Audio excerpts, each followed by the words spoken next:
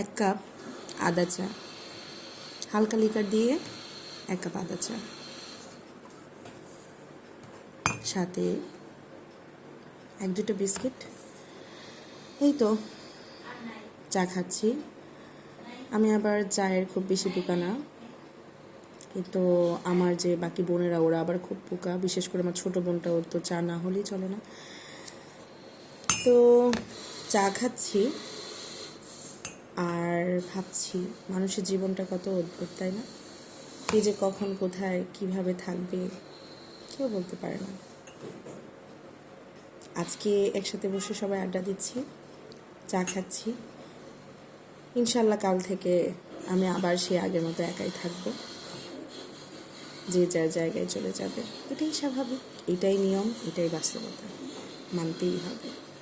কি অদ্ভুত, তাই না?